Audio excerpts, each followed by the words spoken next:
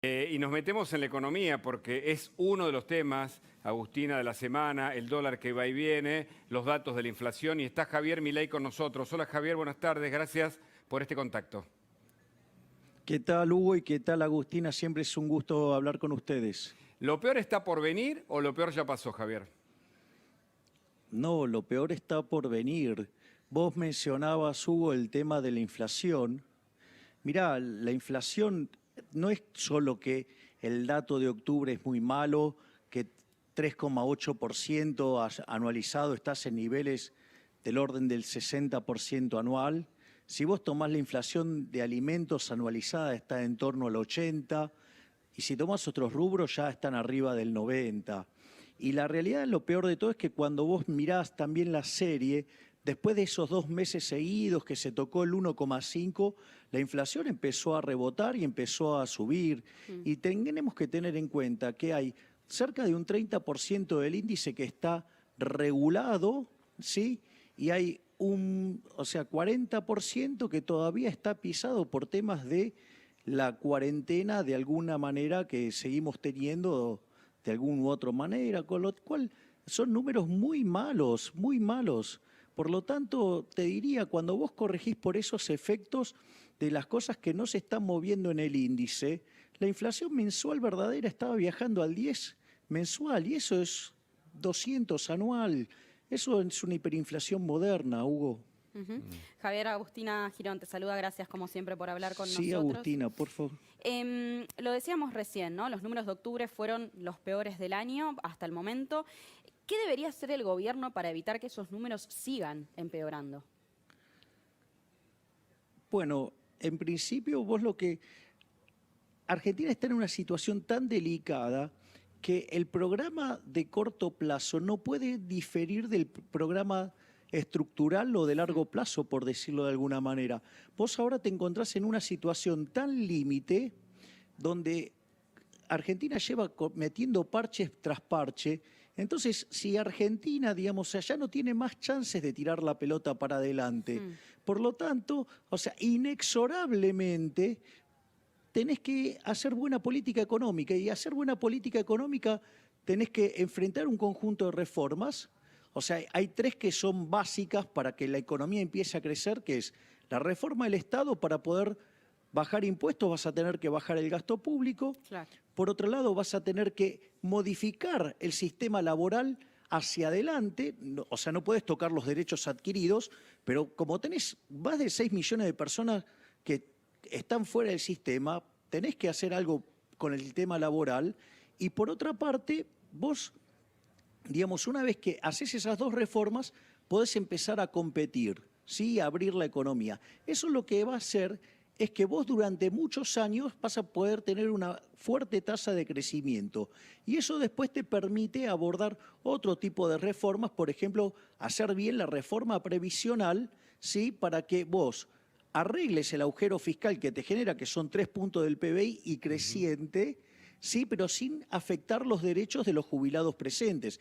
Y bueno, digamos, tenés en la segunda generación también tenés la reforma de la coparticipación, donde debería ser eliminada. Deberíamos volver a la idea original de Alberdi de la correspondencia fiscal, ¿sí? Y bueno, y después ya tenés las reformas de tercera generación, como ser la reforma en temas de educación y temas de salud, y ni que hablar en los temas de seguridad. ¿Qué opinás de la gestión de Guzmán, que ahora parece más acorde al fondo, dispuesto a hacer un ajuste? Digo, no hay más IFE y algunas otras medidas que son contradictorias con lo que decía hace algún tiempo.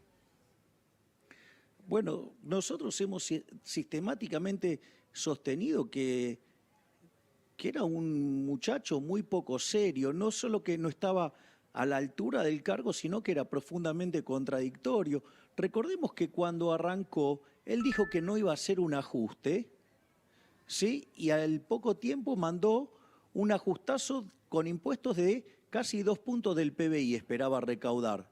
Y cuando al Caradura le preguntaron por eso, él dijo que efectivamente no había ajuste, porque no se tocaba el gasto público. Entonces, lo primero que hay que comprender es que, digo, él es muy funcional a la oligarquía política. Ajá. Es parte del problema de Argentina. Es decir, él no ve un problema en el gasto público. Es decir, para él es ese tipo de economistas que el gasto público es intocable y que siempre, digamos, o sea, mira, había una frase de Ronald Reagan que era genial. Vos cuando en el sector privado te equivocás y gastás de más, quebrás. Cuando vos estás en el Estado te pasa la factura. Y este pibe, ¿me entendés? O sea, vive pasándole la factura de sus errores al sector privado. De hecho, fue un desastre lo que hizo con la deuda, porque terminó pagándole a los acreedores lo que los acreedores querían. Recordemos que cuando arrancó la negociación, él ofrecía 38, 39 y los acreedores pedían 55. Tardó casi 8 meses para ofrecerle 54,80. O sea, perdió un montón de tiempo, eso fue muy grave, pasó, digamos, además en el medio estaba el tema del coronavirus, y entonces, y además hay muy interesante lo que vos decís, Hugo, porque muestra la depravación de la oligarquía política y muy especialmente la de este gobierno, ¿no? Correcto. Porque vos fíjate, porque, digamos, espérame ellos no que tienen sumo a Luis problemas. Majul, así seguimos con Sí, el análisis, claro. Javier. Buenas noches, Luis. Hola, buenas noches, Agustino. Buenas noches, Hugo. Buenas noches, Javier Milei. Gracias por estar. Mira, yo te propongo que termines de redondear esto. Después nos despedimos de Especial Domingo y la seguimos en la cornisa, que tenemos un programa muy potente y veo que estás calentando motores, ¿sí? Pero terminá con la idea, Javier, dale. Es que a mí me parece una depravación, ¿sí? Fíjate lo que estuvo haciendo este gobierno. Ahora, digamos, o sea, va a sacar el IFE. A ver, en cualquier parte del mundo todas las asistencias que se dieron fueron transitorias. Ahora, ¿pero por qué fueron transitorias? Porque las cuarentenas fueron cuarentenas razonables en términos de tiempo, en términos de profundidad.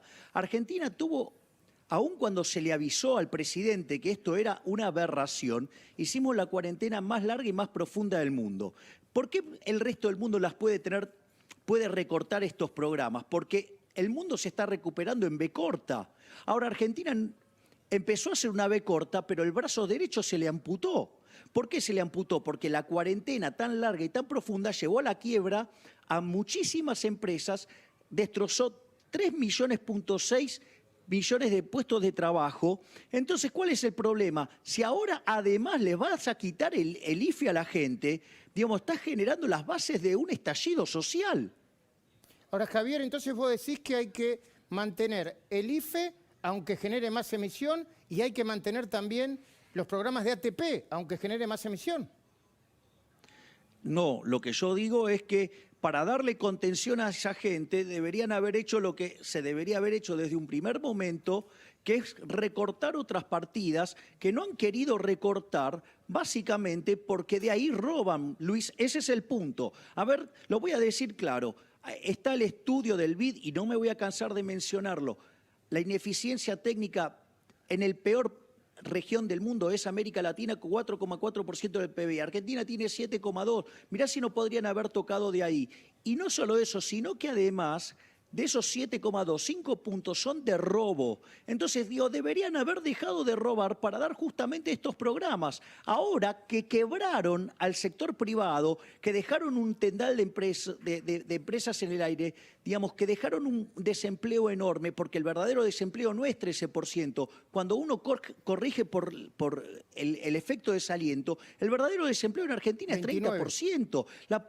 Bueno, por eso, digamos, y va a ser peor, Luis. Entonces, ¿sabes lo que pasa? Es decir, ahora, vos, después de haber generado este desastre, ¿ahora qué le vas a decir a la gente? Bueno, mire, ahora arréglese porque los números no me dan y ahora tengo miedo que me estalle la situación y ahí se me va a complicar políticamente. Mirá, se le va a complicar políticamente de todas maneras. O sea, si no ponen en caja las cuentas fiscales, van a generar un desborde, digamos, de emisión monetaria que va a terminar explotando y que ya empezó a explotar, ¿sí? Y si no lo hacen, y lo hacen tocando, digamos, las cuentas de la gente, ¿sí? Que tiene que ver con las partidas sociales, le va a estallar por otro lado. Ahora O sea, vamos ¿qué a quiere hablar decir de esto? eso, Javier. Ahora yo te quiero preguntar, no quiero dejar pasar, porque la verdad que sos una máquina de tirar datos y está muy bien eso, pero yo no quiero, hoy no te voy a dejar pasar, no, en el buen sentido, ningún dato.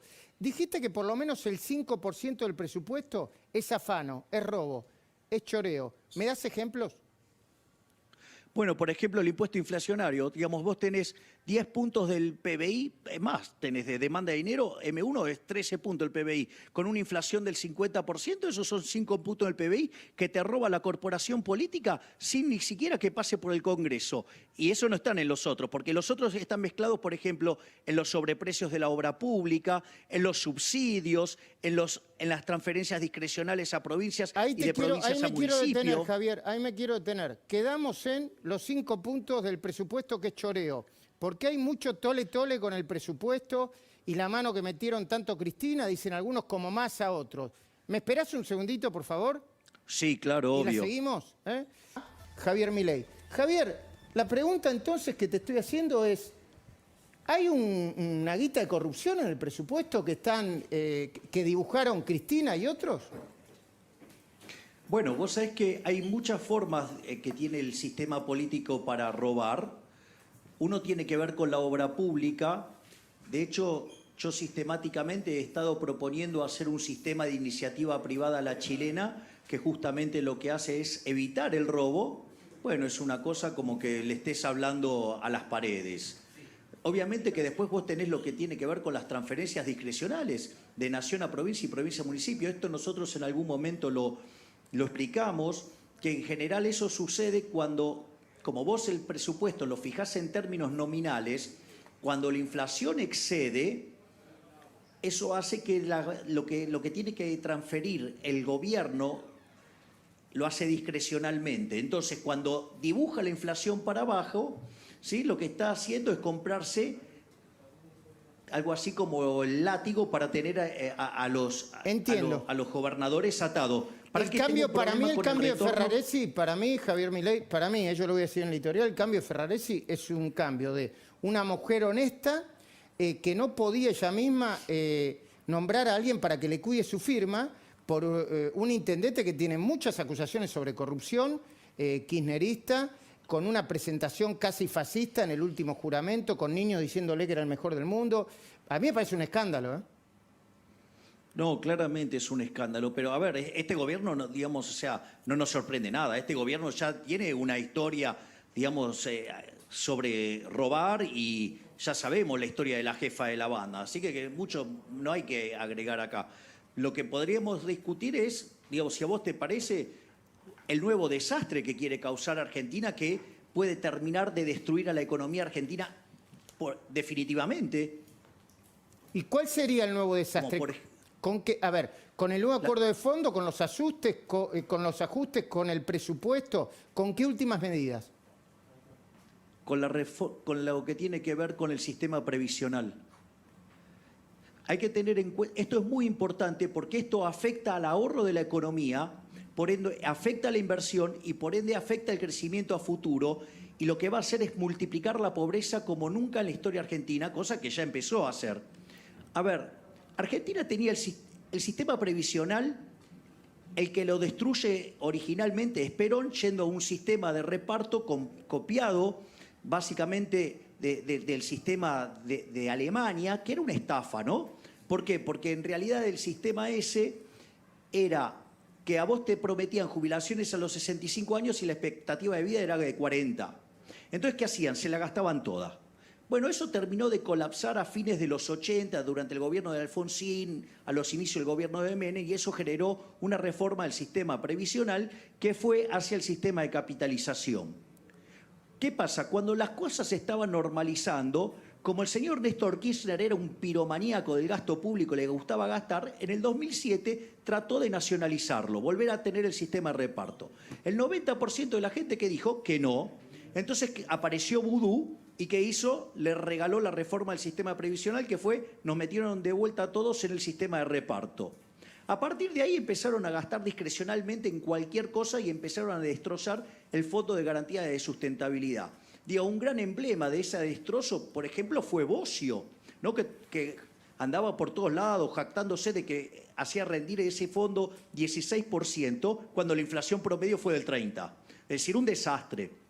Entonces, eso quiere decir que de donde vos tenías que sacar fondos, por ejemplo, digamos, generaba pérdida en términos reales. Pero a eso le tenés que sumar las aberraciones que hizo Cristina. Por un lado, casi duplicó la cantidad de jubilaciones, dándole jubilaciones a gente que no hizo aportes. Cuando vos tenés un sistema de reparto y hay una torta y vos tenés para repartir ahí, si vos ponés más manos, bueno, las porciones cada vez van a ser más chicas. Y como eso no le alcanzó, además, si vos te acordás, Luis, se mentía la inflación en Argentina durante el kirchnerismo. ¿Cómo no me voy a acordar? Entonces, ¿qué es lo 2006? que pasó? Exactamente. Entonces, ¿qué es lo que pasa?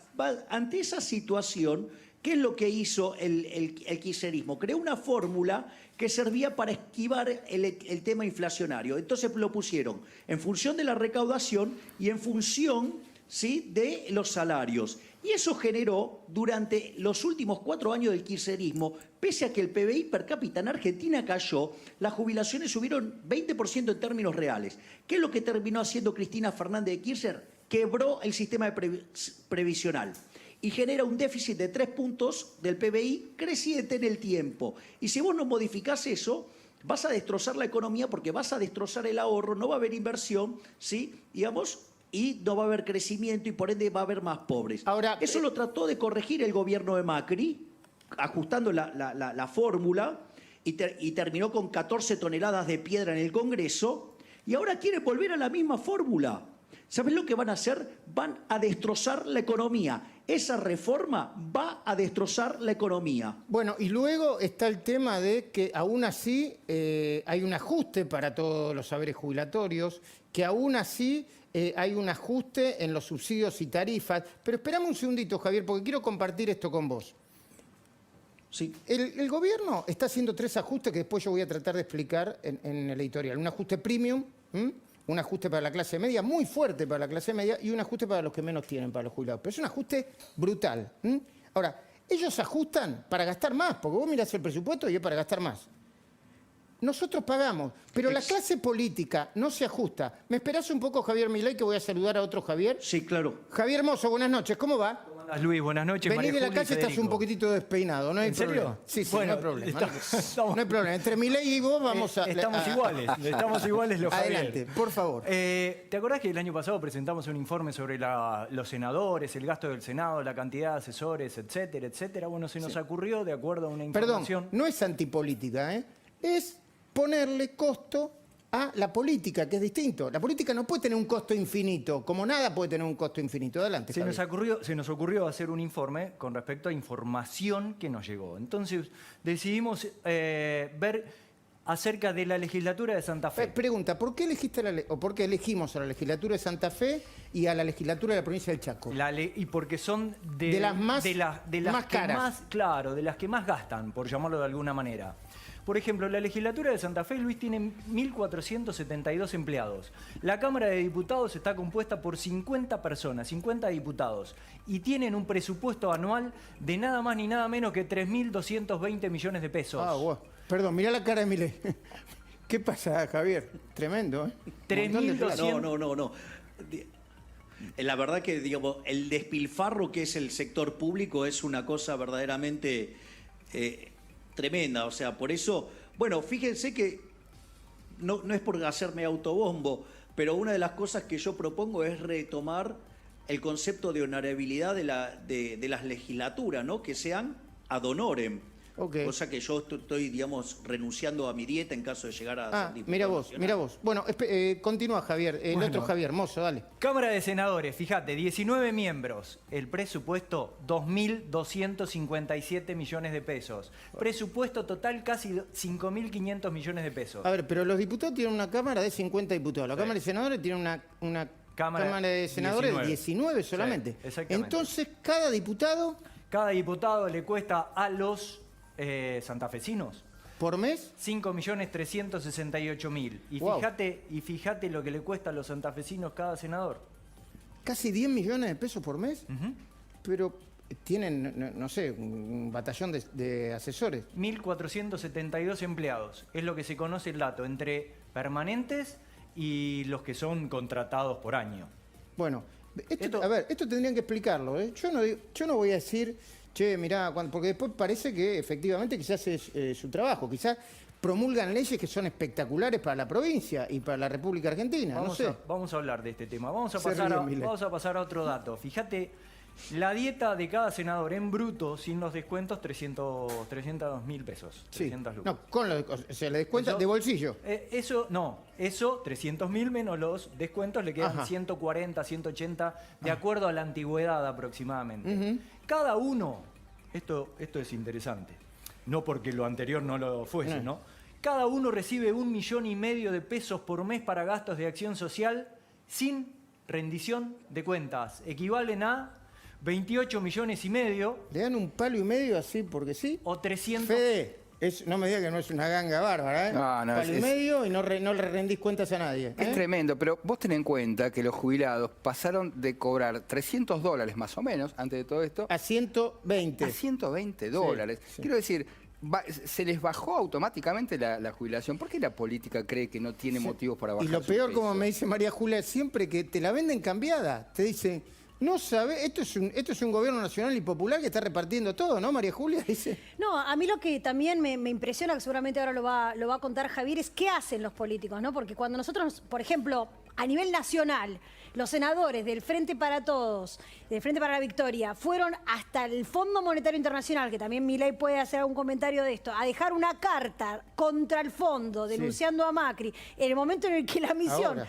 se estaba por ir, pero se tuvo que quedar porque se contagiaron de COVID en la Argentina. Yo digo, muchachos, ¿para qué les estamos pagando? O sea, ¿esto es positivo, es negativo para la macroeconomía de la que hablamos siempre, no? Continúa Javier Mozo, dale. Hablando de lo que decía María Julia, porque esto está todo relacionado. Sí. Fíjate lo que han hecho hasta el momento los senadores y los diputados en la provincia de Santa Fe.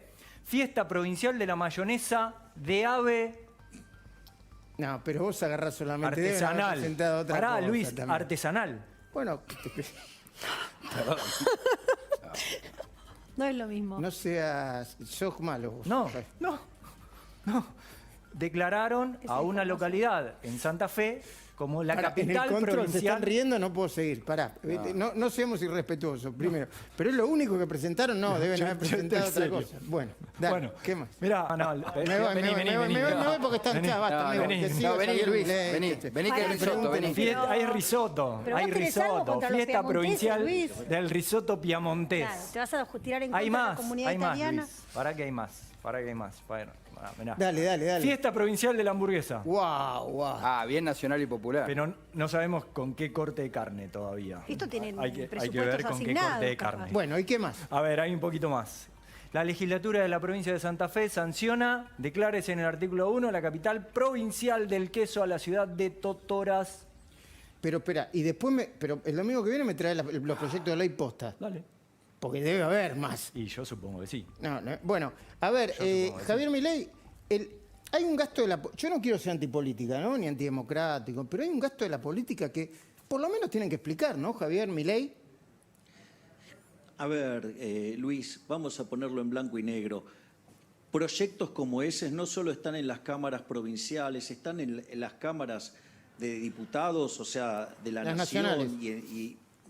Exactamente. Eso, digamos, yo me acuerdo del proyecto del Salame Quintero o de declarar a el cuarteto no sé qué cosa. Digo, eso es una tomada de pelo a la gente. La gente, ahí digamos, a ver, Luis, estamos camino a 50% de pobres, estamos camino a un desastre tremendo en la economía y esta gente se dedica a hacer eso. O sea, no resignan sus privilegios para hacer esas cosas. Y yo te voy a decir algo, Luis.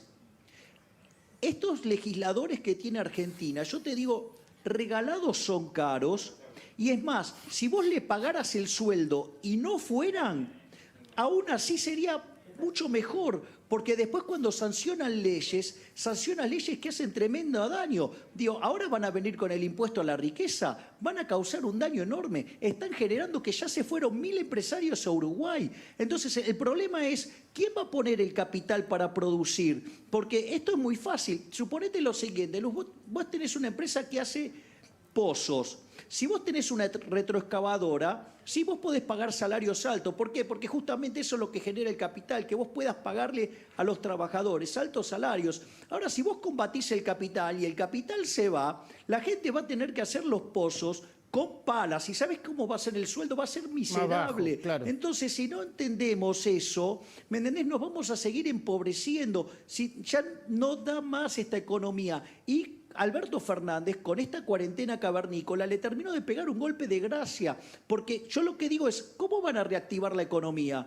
¿Cómo vas a poner? Porque vos, para hacer funcionar las máquinas, Tenés ¿sí? que poner, necesitas capital tenés que invertir. Claro, pero claro, para ponerlas en marcha y además para hacer funcionar el ciclo de caja, es decir, vos necesitas invertir en capital de trabajo. Y el capital de trabajo te lo comiste en la primera parte de la cuarentena y después, como no la cortaban, se terminaron comiendo los ahorros. Va a ser muy difícil cuando la quieras poner en marcha. ¿Y qué lo van a hacer? ¿Financiarlo con emisión monetaria? Van a generar tanta emisión monetaria que van a generar un desastre inflacionario. Recordá que la cantidad de dinero este año, mira, yo lo voy a poner en dólares para que tengamos ideas de los desastres macroeconómicos que tenemos. El déficit fiscal, sí, medido en dólares, es de 30.000 millones de dólares. El déficit del Banco Central son 10.000 millones de dólares. ¿Con qué querés que lo financia? Con emisión monetaria. Claro que sí. Por otra parte, la gente repudia el dinero. La gente no quiere tener dinero. Pesos. A ver, en lo que va del año... Claro, exactamente, no quiere tener los pesos. Está bueno el punto, gracias Luis. Entraron 11.000 millones de dólares comerciales y las reservas cayeron 10.000 millones. Es decir, las netas. Es decir, que la gente desprecia el peso. Y encima tenés una caída monstruosa del nivel de actividad. ¿Y qué es lo que querés? ¿Que seguir emitiendo dinero?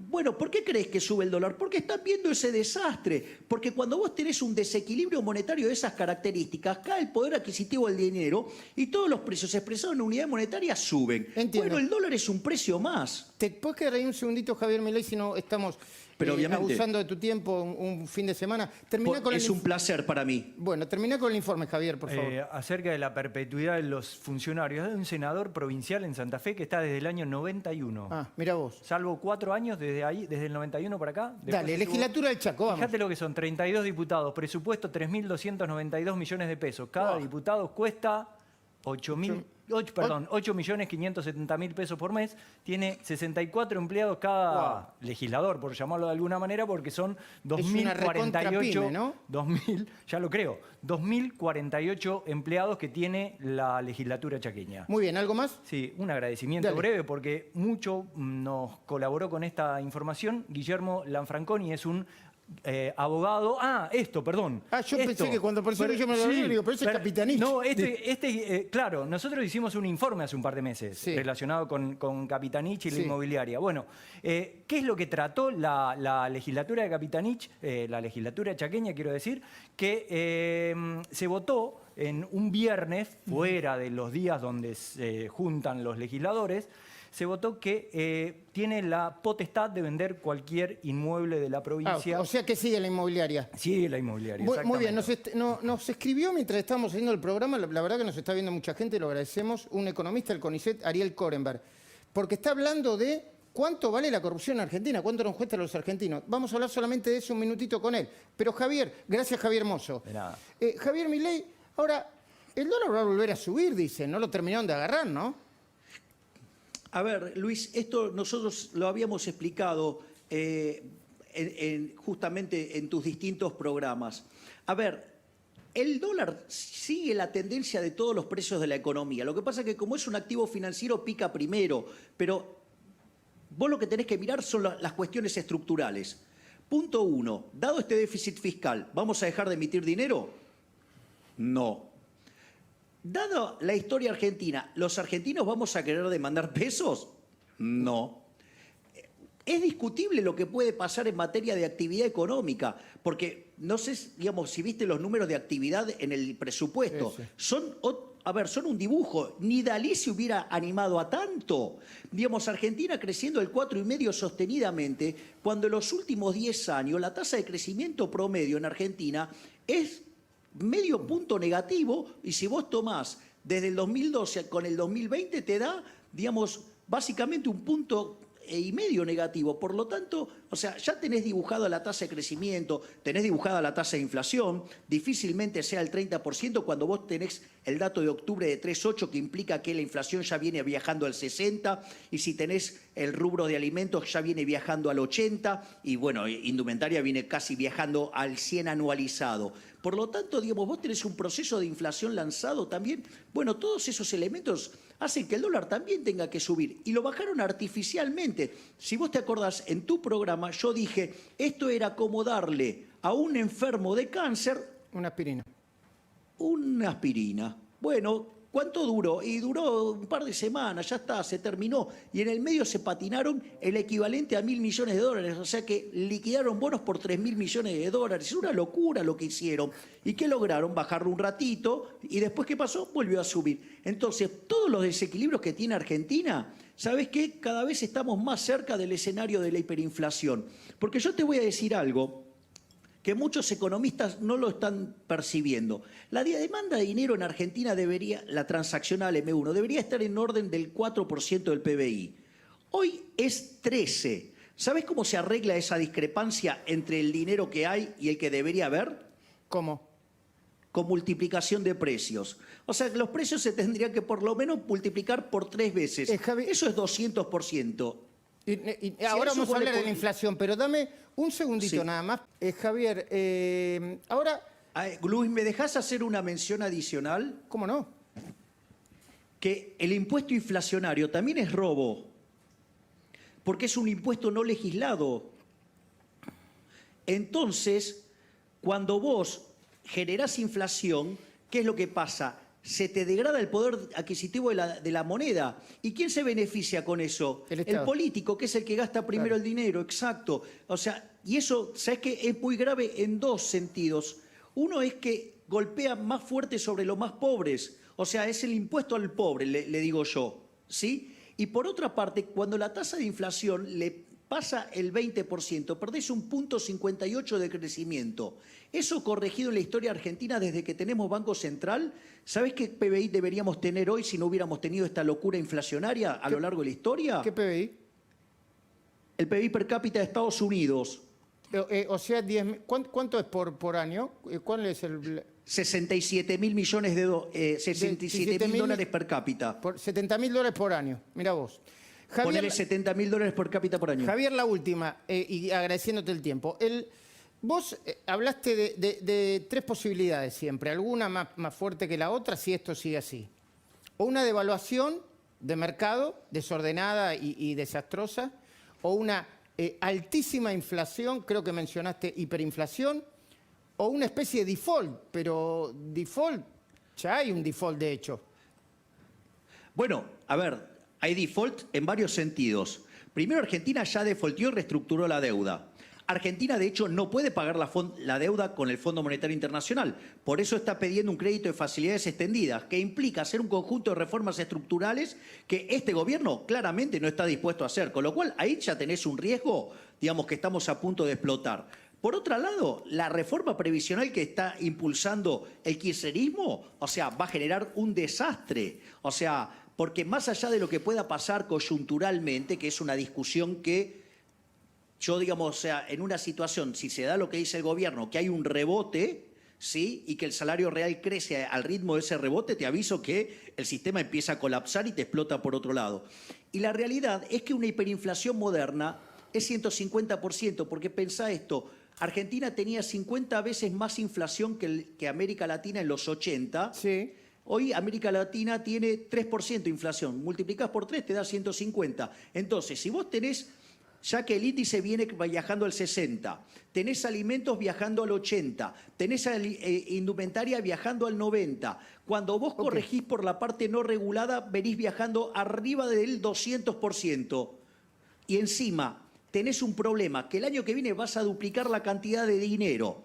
Y además, tenés el triple de dinero que el que deberías tener normalmente. Eso te da que por lo menos el índice de precios, en una situación donde la gente se asuste y corra contra el sistema financiero, los precios se te pueden multiplicar por 6, o sea, una inflación del 500%. Gracias, Javier Milei, por este momento,